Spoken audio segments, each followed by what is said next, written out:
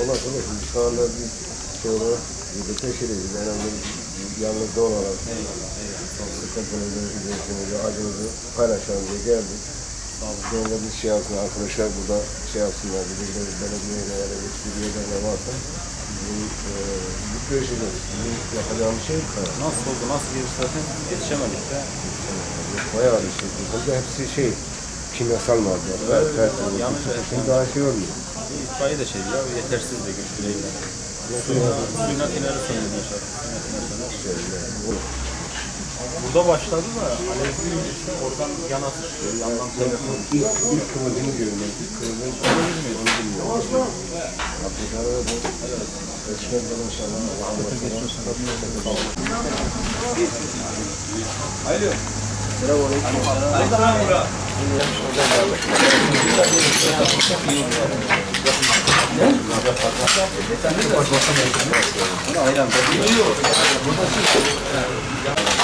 Sahiplerim onu anlatmaya.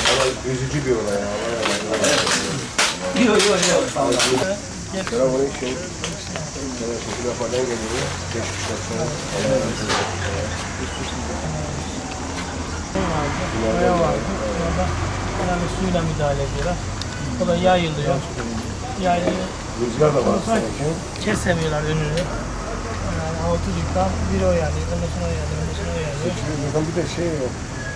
Baraka yani biraz çok da şey de değil. Muhatır anlatsa belki biraz daha Bunlardan sonra yaptık.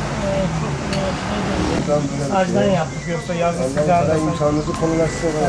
Süreç, imtihanı. Allah insanı imtihan eder. Verir imtihan eder, alır imtihan eder. Önemli olan bu noktada isyan etmemek. Buna şükür. Yani çok şükür. Selamünaleyküm.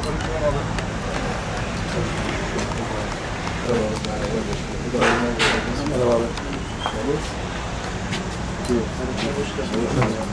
Tamam. Tamam. Hastanede. Arabamız oldu. 10 milyon. Çünkü ben büyük tüccar benim de ben de içine salladım. Beşiktaş'ı Özcan'ın değil mi? Ya Özcan ortaydı beraber. Evet. Hepsi gitti yani bunların da altında nice malzemeler var ama işte uğraşıyoruz, çıkartmaya çalışıyoruz. Toprakta çıkar, geri dönüşüm sağladı. Şu an bunda geri dönüşüm olayı da yok. Evet. Hepsi yandı, kül oldu gitti. Demirlemeyle bulundu, demirde de. Yani şu gördüğüm bölgede en aşağı 500 gol, 1000 gole yakın malzeme var. Hepsini bastı yani. Şu an durduğumuz Hepsi de yerde kimyasal alıyor. Yani burada Kimyasal. hepsi de kimyasal. Yanıcı madde. elektrik malzemesi, dinamo, üstten aldı hepsini yere burada. Ayağınıza sağlık, Allah razı olsun. Allah razı olsun, ayağınıza sağlık, ayağınıza sağlık. Hepsi yandı abi. Köpük yok abi. Suyu verdi o taraftan. Önünü kesmedi. Bu yandan verdikçe bu yana.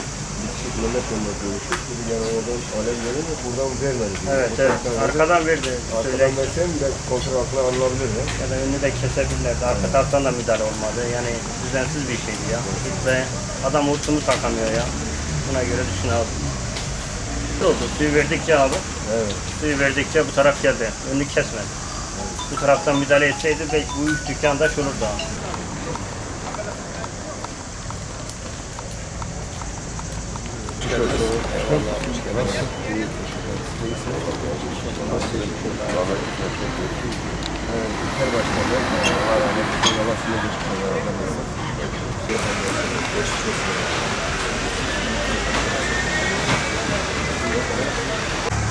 Yapacak hiçbir şey yok. Söylenecek bir şey de yok yani. İşte bilmiyorum, sözün bittiği yerdesin Evet, şu anda. evet.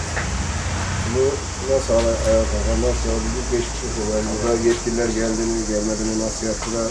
Bir vaatte bulundular mı? Vallahi size dün vali bey geldi. Dedi evraklarınızı toplayın dedi. Gelin de alın.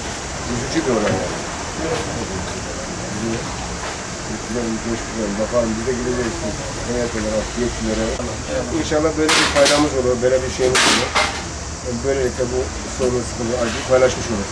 Ama hayat işte imtihan dünyası. Geliyor, gidiyor. Allah bir şekilde insanları Daha yeni